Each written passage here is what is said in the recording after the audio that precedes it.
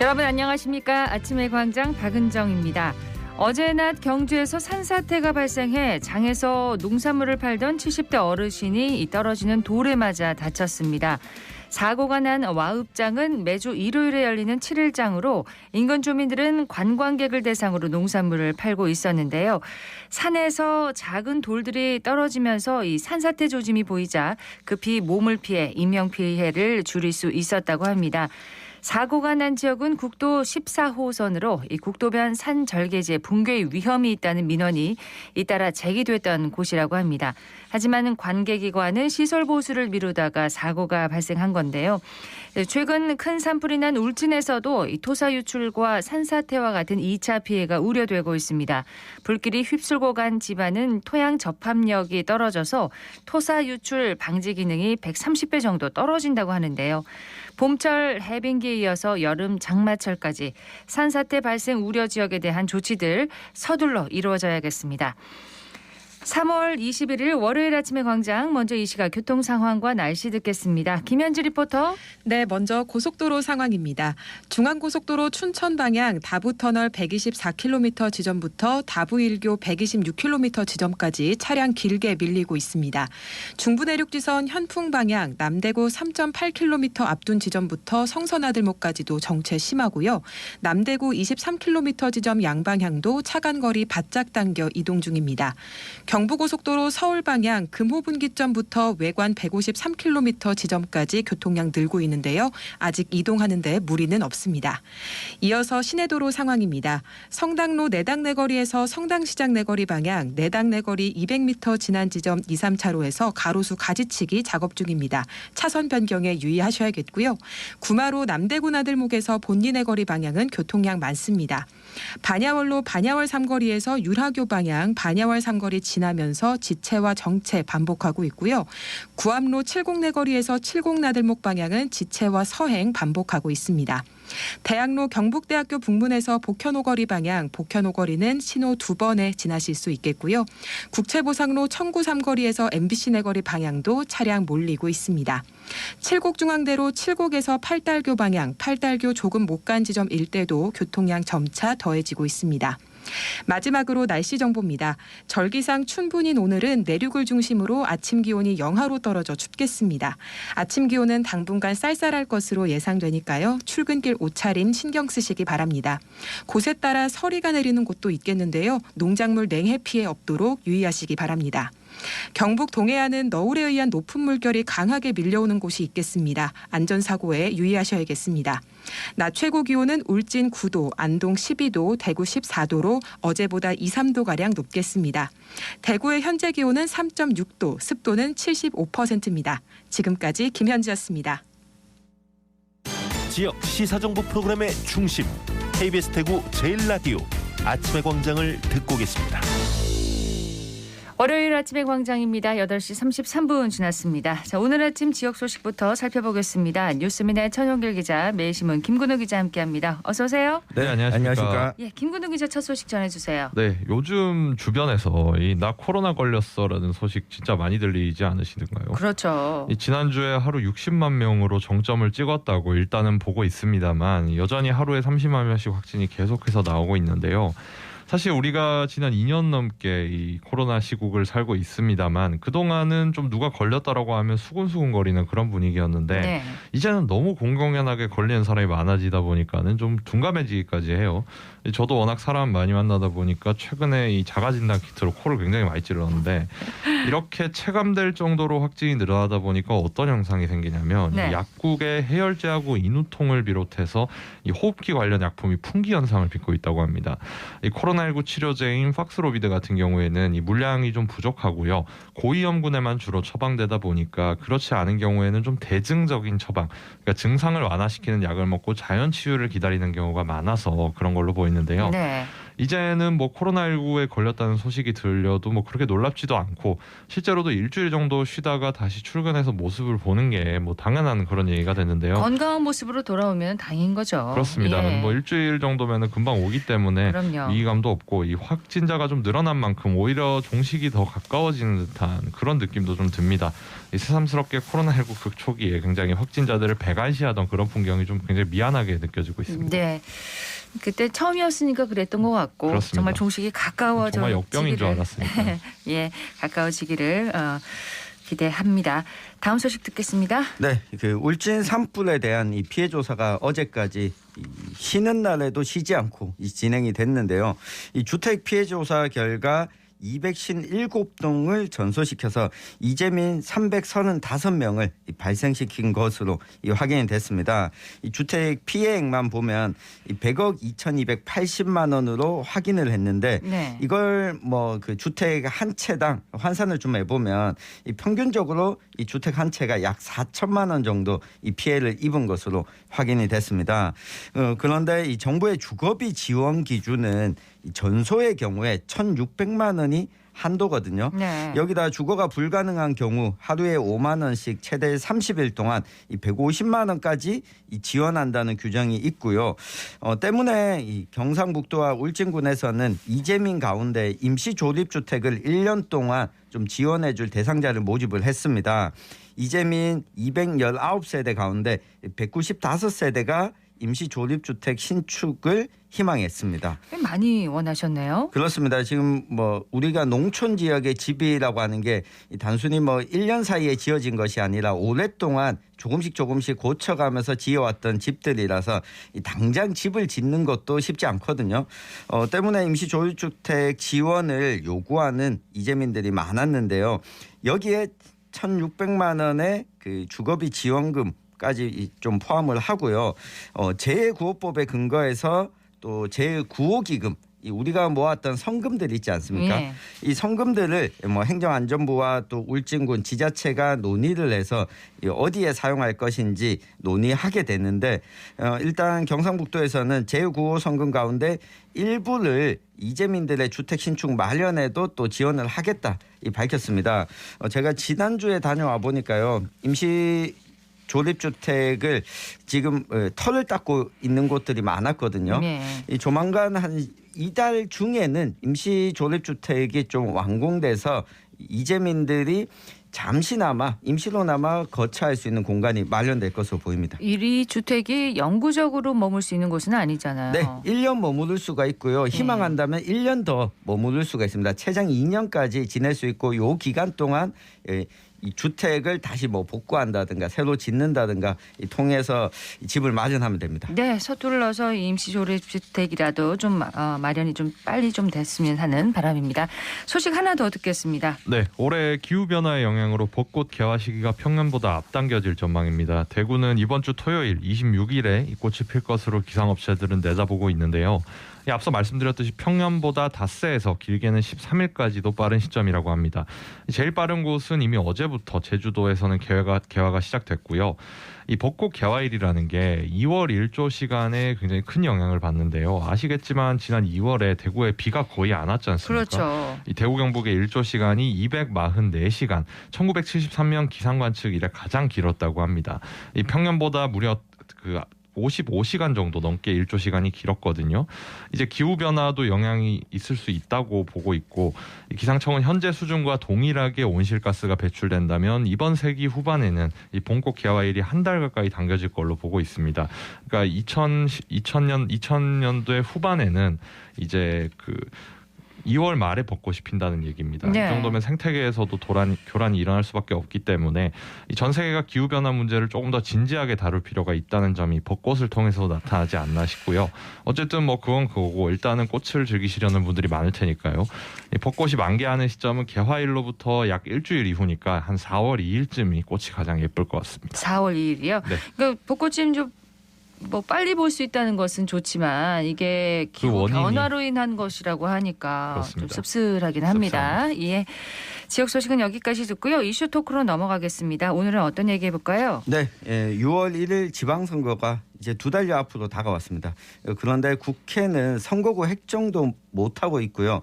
여야 간 대립이 좀 이어지고 있는데 이러다 뭐 지방의회 선거 자체가 좀 무산되는 것 아니냐 위기감까지 나오고 있는데 이 지방선거 선거구 획정 한번 살펴보겠습니다. 그렇습니다. 6월 1일 치러지는 전국 동시 지방선거. 오늘로 이제 72일 앞으로 다가왔는데 정말 말씀하신 대로 선거구 획정이 여전히 안개 속입니다. 네, 이 선거구 획정이라는 단어가 뭐 사실 아는 사람은 다 압니다만 딱 들어서 이해가 잘 안 되시는 분들도 많을 것 같아요. 쉽게 설명을 하자면 우리 동네에 사는 나와 나의 이웃들은 어느 자리에 대해서 투표를 할 수 있느냐입니다. 어느 자리에? 네, 예를 들어서 시의원을 뽑는다. 그러면은 제가 사는 동구에는 시의원 4명이 배정돼 있는데요.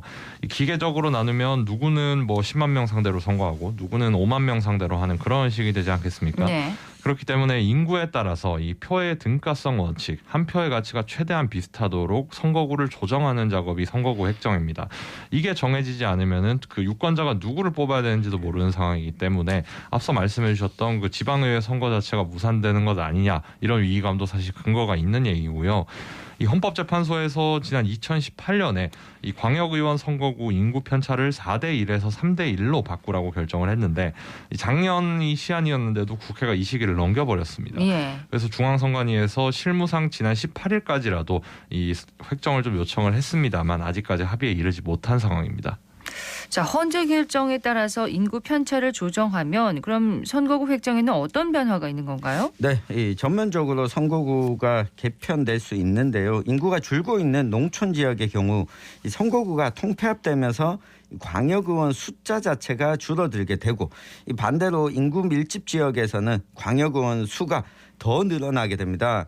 이 경북의 경우에는 청도군, 성주군, 울진군이 이 영향권에 드는데 이들 지역은 기존에는 이 광역의원이죠. 도의원 2명을 뽑던 지역인데 헌재 결정대로라면 1명으로 줄여야 합니다. 예. 이 국민의힘 소속 정개특위 이 조혜진 국회의원이 최근에 이 때문에 공직선거법 이 개정안을 발의했는데요. 뭐 인구 3만 명 이상의 이 광역의원 정수는 최소 2명으로 하고 나머지 교통, 인구, 행정구역 등을 고려해서 이 100분의 30% 범위 내에서 조정할 수 있도록 하자 이런 법안을 지금 발의는 했는데 이에 대해서 이 확정적으로 뭐 여야가 지금 합의를 보지는 않았습니다. 예. 그런데 여야 의견이 가장 이제 팽팽하게 맞서는 부분이 기초의원 지역구 획정 문제라고요. 네, 이 광역의원 얘기를 하다가 기초의원으로 갑자기 넘어가는 게 좀 생뚱맞을 수도 있는데요. 결국 선거구라는 게 국회의원 지역구부터 시의원 지역구, 구의원 지역구까지 결국은 다 연동돼서 돌아가는 얘기라서 네. 얘기를 좀 하자면 이 민주당하고 국민의힘이 의견이 가장 엇갈리는 게 이 중대선거구제 도입입니다. 일단 국내 광역의원 그러니까 시의원이나 도의원 선거 같은 경우에는 소선거구제를 채택하고 있거든요. 네. 그러니까 이거는 승자 독식 1등만 다 가져가는 방식입니다. 기초의원 선거는 반면에 이 득표수에 따라서 2명에서 4명까지 당선자를 선출할 수 있는 중선거구제로 운영이 되고 있거든요. 예. 근데 이제 현행 공직선거법상으로 봤을 때 이 기초의원이 4명 이상이 될 경우에는 광역의회 판단으로 2인 이상 선거구로 쪼갤 수가 있습니다. 근데 이 광역의회가 3, 4인 선거구 1개를 2인 선거구 2개로 쪼개게 되면은 선거구 하나당 뽑게 되는 시의원이 2명밖에 없지 않게 되겠습니까? 그렇죠. 그렇다 보면은 뭐 우리는 당연히 양당 더불어민주당하고 국민의힘 소속의 후보들이 선출될 가능성이 제일 높겠죠. 이 민주당에서는 이 규정이 제3정당의 의회 진입을 좀 어렵게 하고 있지 않나 이렇게 보고 정치개혁이라는 의미로 이걸 추진을 하고 있는데 이 중대선거구제를 유지하면서 이 공직선거법을 개정해서 다당제를 도입해야 된다 이렇게 주장을 하고 있습니다. 네. 그러니까 이걸 쉽게 해석하자면은 2인 이상 4인 이하로 돼 있는 기초의원 정수를 3인 또는 4인으로 바꿔가지고 최소 3명 이상을 선출하게 하자라는 거고요. 최소 3명이요. 그렇습니다. 그리고 아까 말씀드렸듯이 광역의회에서 지역 선거구를 분할하는 그런 조항을 삭제하도록 하자는 주장도 강력하게 주장하고 있습니다. 이 민주당의 입장이잖아요. 네. 국민의힘의 입장은 어떻습니까? 네, 국민의힘 쪽에서는 일단 기초의원 중대선거구 도입이 시기상조다. 이 헌법재판소 판결에 따라서 광역의원 정수를 조정하는 게 우선이다. 이런 주장을 했습니다. 앞서 제가 말씀드렸던 것처럼 지금 이 도의원을 2명 뽑고 있는 지역들이 1명으로 줄어들게 되고 또 지금 경상북도만 놓고 보면 인구가 가장 많은 이 포항의 경우에는 도의원을 8명이나 뽑고 있거든요. 네. 그러니까 이 도농 간 격차가 더 커지기 때문에 이 여기에 대해서 부터 먼저 좀 집중하자라고 하는 겁니다. 이 개정안 발의된 공직선거법 개정안대로 하게 되면 이 전국적으로 약 70개 정도의 광역의원 의석수가 늘어나게 되거든요. 이 경상북도의 경우에도 이 광역의원 숫자가 유지되거나 조금 더 늘어날 가능성이 있습니다. 여기에다가 기초의원 선거구 논의로 넘어왔는데 이건 애초에 정개특위 논의 안건에 없었던 내용이다라고 하는 게 국민의힘의 입장입니다. 여기다가 민주당이 중대선거구제에 대한 이 도입 의지가 있다면 이 광역시도의회에서 기초의회 선거구를 결정하게 되는데 여기에서 3인 또는 4인으로 결정하면 된다라고 하는 게 국민의힘 입장입니다. 자, 이렇게 입장이 다른데 여야 합의의 여지가 있습니까? 뭐 사실 이런 갈등 자체가 뭐 너무 오래 끌어서 그렇지 저는 정상적인 갈등이라고는 보여지거든요.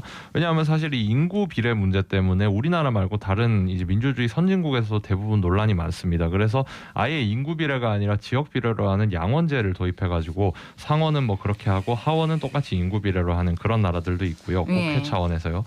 일단 지금 민주당에서는 기초의원 선거에서 중대선거구제를 먼저 도입을 하게 된다면 이 광역의원 수 증가, 앞서서 국민의힘이 주장했던 그거는 이제 전향적으로 협상할 수 있다 이런 입장을 내놓고 있고요. 반면에 이제 국민의힘에서는 이 중대선거구제 도입을 좀 후순위로 밀어놓은 상태입니다. 그래서 협의의 진전이 있을지에 대해서는 아직까지 좀 미지수인 상황입니다. 그렇다면 수적으로 우세인 민주당이 단독으로 처리할 가능성도 있나요? 뭐 거의 없어 보입니다. 실제로 민주당이 지금 정개특위에서 18명 가운데 뭐 정의당까지 포함하면 과반이 넘는 10명을 차지하고 있거든요. 회의를 진행하고 통과시킨 요건은 되지만 민주당 입장에서는 이게 선거제도를 숫자로 밀어붙이는 것은 좋지 않다. 이런 입장으로 선을 그었습니다. 네. 그리고 앞서 국민의힘 입장 가운데 기초의회 선거구 획정은 이 광역시도에서 하면 된다. 이 이야기가 맞거든요. 이 광역의원 선거구를 정하고 나면 이 선거구 안에서 기초의원 선거구를 뭐 2개로 할지 3개로 할지 정하게 되는데 4년 전에 선거구 획정위가 냈던 대구와 경북 지역의 안을 보면 3, 4인 선거구가 더 많았습니다. 그런데 이걸 광역시도에서 2인 선거구로 쪼개는 결정을 했던 거거든요. 전국적으로 보면 대구 경북을 제외하면 민주당이 광역의회에서도 과반이 넘는 의석을 대부분 확보하고 있습니다. 정말 의지가 있다면 국회 내에서 단독 처리하기보다는 광역시도 단위 선거구 획정 표결 과정에서 진행하면 된다라고 하는 상황 때문에 단독으로 이걸 국회 차원에서 처리할 가능성은 크지 않아 보입니다. 그만큼 이제 합의에 이르기까지는 상당한 진통 그리고 시간이 걸릴 것으로 보이는데 그럼 출마자들은 어떻게 하나요? 이러지도 지금 저러지도 못하는 상황 아닌가요? 그렇죠. 결국 선거라는 게 뭐 정말 단순하게 얘기하면 내가 누구한테 표를 받아내야 되는지가 안 정해진다면 준비하는 게 다 의미가 없을 수가 있지 않겠습니까? 그렇죠. 그야말로 애간장이 좀 타들어가고 있는 상황이라고 하고요. 예비후보 등록을 하고 또 그 지역의 공약을 발굴하고 이런 것들도 다 선거구가 획정이 돼야 가능한데 이게 지연되고 있으니까요. 이 자칫하면은 예비후보 등록하고 한참 공약을 만들어놨는데 선거구가 바뀌어가지고 완전히 새로 제로 베이스에서 시작해야 되는 그런 상황에 놓일 수도 있습니다. 공약도 새로 만들어야 되잖아요. 그렇습니다. 그렇게 되면은 이제 출마자들도 곤란합니다만 당연히 유권자들도 곤란할 수밖에 없겠죠. 내가 그렇습니다. 누구를 뽑을지에 대해서 새롭게 또 생각을 해야 되니까요. 정개특위 논의가 속도를 내야 하는데 향후 일정과 전망은 어떻게 보십니까? 네, 오늘 정개특위 전체회의 전에 소위원회가 예정돼 있고 내일은 정개특위 전체 회의를 엽니다. 이게 행정안전부가 요청한 시일이 지난주 18일까지였는데 일종의 데드라인을 좀 지켜야 한다는 압박감도 이제 여야가 크게 신경을 안 쓸 것으로 보입니다. 하지만 뭐 선거가 다가오면 다가올수록 이 당내에서 압박 역시 있을 수밖에 없는데요. 이달 안에는 어떤 방향으로든 좀 처리가 되지 않을까 싶습니다. 네. 김 기자님은 어떻게 보세요? 국민의힘에서 좀 전향적인 태도를 보여줘야 된다고 봅니다. 저는 장기적으로 국회에서도 이 중대선거구제를 도입해서 양당제를 좀 깨야 된다고 판단하고 있거든요. 이 다원화된 사회적 의견들이 제도권으로 진입하지 못하도록 구조적으로 막고 있는 게 소선거구제라고 생각하고요. 네. 이 당선이 어려운 건 당연하고 선거 비용 보전을 어렵게 만들어서 아예 출마 시도 자체까지 봉쇄할 수 있다고 봅니다. 이번 대선만 보셔도 거대 양당이 각자 세력을 최대한 결집하니까 3위를 했던 심상정 정의당 후보까지도 경우에도 2%대 득표율, 선거 비용 한 푼도 못 받았거든요. 그렇죠. 특히 거대 양당 입장에서도 이 민주당은 대구 경북에서 또 국민의힘은 호남에서 득표율이 굉장히 떨어지지 않습니까? 근데 대구 경북이라고 민주당 지지자가 없는 게 아니고 호남이라고 국민의힘 지지자가 없는 건 아니거든요. 다 사표 처리되기 때문에 안 되는 건데, 물론 지금 당장 다당제가 도입되면 좀 혼란이 극심할 수 있다라는 지적도 공감할 만한 부분이 있습니다만 일단 지방의회에서 먼저 해보는 게 좋을 것 같습니다. 예. 자, 지방선거가 정말 코앞인데 선거구 획정이 아직도 이뤄지지 않고 있습니다. 이번 달 안에는 어떻게 정리가 되는지 지켜봐야 될 것 같습니다. 뉴스민의 천연결 기자, 매일신문 김근우 기자였습니다. 고맙습니다. 감사합니다.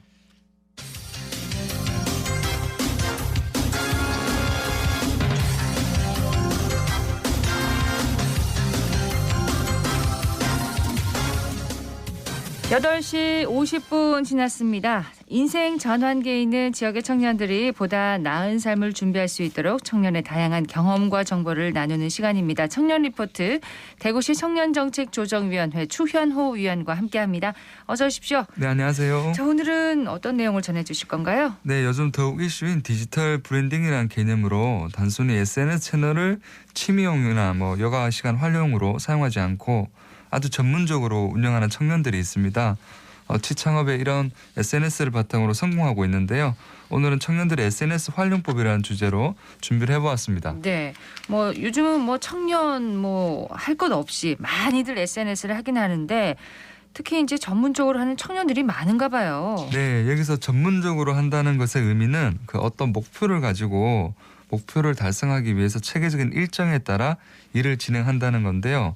예를 들어서 요즘 가장 많은 청년들이 선호하는 인스타그램이나 유튜브를 들어보자면 대부분의 청년들은 인스타그램이나 유튜브에 자신이 먹은 맛있는 음식, 친구들과의 소소한 일상들을 업로드하고 지인과 친구들이 좋아요를 클릭하거나 공유를 하는 그런 것에 만족감을 느끼기도 합니다. 네. 그런데 이런 일상적인 사용을 넘어서 인스타그램과 유튜브를 목적을 가지고 활용하는 청년들이 있습니다. 예를 들어 대구에서 우선은 여러 맛집들이 있잖아요.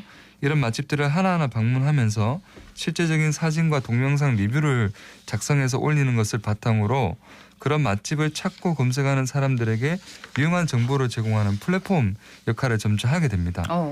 그렇게 되면 팔로워가 점점 늘어나게 되고요. 이 팔로워 즉 구독자가 늘어나는 지점이 바로 비즈니스적으로 효과를 낼 수 있는 부분인데요. 네. 실제로 최근에 제가 만난 대구의 한 청년 사업가도 취미로 처음 시작한 인스타그램을 바탕으로 고정 팔로워를 이제 수십만 명을 확보하고 있는데 이제는 비즈니스로 나아가서 유튜브 채널까지 운영을 하고 있습니다. 그렇군요. 그러니까 단순히 팔로우가 느는데 그치지 않고 어떤 경제적인 가치를 만들어내는 구조로 변하게 되는군요. 네, 제가 앞서 말씀드린 그 청년의 경우를 좀 더 구체적으로 말씀을 드리자면 맛집 리뷰와 지역성을 살린 유용한 정보를 계정 3개와 4개를 활용을 해서 지속적으로 업로드를 하게 되고 평소 고정 팔로워를 수십만 명으로 늘리는 일을 꾸준히 하고 있습니다. 이제 처음에는 혼자 하다가 이제는 청년 팀을 이루어서 더 양질의 콘텐츠를 체계적으로 업로드를 하고 있는데요. 기존에 확보된 그 고정 팔로워를 바탕으로 이제는 지역업체로부터 일정 부분의 수수료를 받고 광고성 콘텐츠를 처음부터 제작을 하거나 혹은 그런 지역의 기업들에게 SNS 채널을 운영하는 위탁 운영을 받아가지고 이를 병행하기도 합니다. 그렇군요. 또 그렇게 확보된 수익을 바탕으로 편집하고 기획하는 청년들을 더 채용을 해가지고 점차 사업화가 되는 거고 또 지금은 그 청년의 경우에는 더 나아가서 시내에만 자신의 점포로 또 3개를 운영을 하고 있습니다.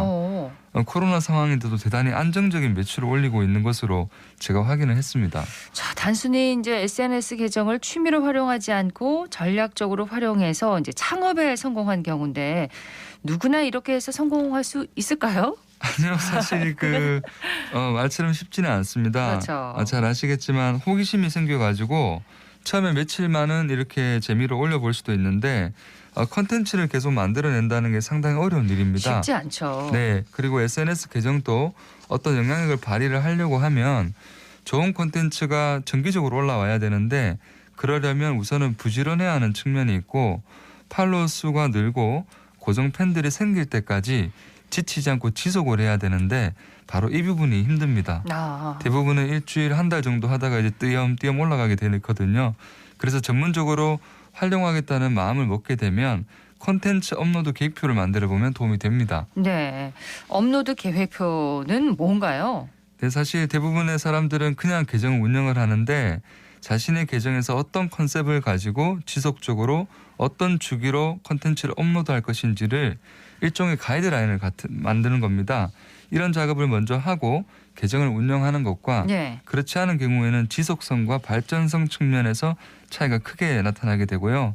또 취업을 준비하는 청년들의 경우에는 자신이 맡고자 하는 직무의 그런 자기들의 활동을 해왔던 부분들을 지속적으로 업로드를 하면서 자신을 브랜딩할 수 있는 그런 부분들이 있습니다. 이게 채용 입사 때도 활용이 가능한가 봐요. 실제로 요즘에 지원 서류에 보면 자신의 개인 계정이라든가 그런 부분들을 적는 란이 많이 있는데 실제로 회사에서 채용을 할 때 이런 개인 계정에 들어가서 미리 이 청년 채용 희망자가 어떤 식으로 살아가고 있는지를 보는 경우가 있습니다. 직접 들어가서 네, 살펴보기도 하는군요. 네네. 이야. 특히 저희 같은 중소기업들은 정말 중요하게 생각합니다. 예. 자, 마지막으로 SNS 관련 청년들에게 전하고 싶은 팁이 있다면요. 네, 사실 SNS는 잘하면 득이지만 못하면 독이 됩니다. 표현의 자유가 정말 그런 중요한 시대다 보니까 이런 업로드하는 컨텐츠의 질과 양에 대해서 스스로 한번 이것이 사회적인 통념과 또 상식에 부합하는 것인지에 대한 고민이 좀 필요한 부분이고요. 상대방에게 불쾌감이나 또 거부감을 드러내는 게시물은 애초에 업로드하지 않는 것이 좋습니다. 그렇죠. 해야 할 것도 중요하지만 하지 않는 것이 무언가도 아주 중요하기 때문입니다. 건강한 SNS 습관이 우리 청년들의 꿈을 이루는 데 도움이 되었으면 좋겠습니다. 예. 청년 리포트 오늘은 청년들의 SNS 활용법에 대해서 함께 얘기해봤습니다. 대구시 청년정책조정위원회 추현호 위원이었습니다. 고맙습니다. 네, 고맙습니다. 춘불인 오늘 대구 경북 지역 대체로 구름 많은 날씨 보이겠습니다. 아침 기온은 영하 4도에서 영상 4도 분포로 3도가량 낮게 시작했는데요. 낮 기온은 영상 9도에서 14도 분포로 어제보다 2, 3도가량 높겠습니다. 일교차가 크게 벌어지는 만큼 환절기 건강관리 계속 잘 하셔야겠습니다. 아침의 광장 오늘 순서 여기까지입니다. 박은정이었습니다. 고맙습니다.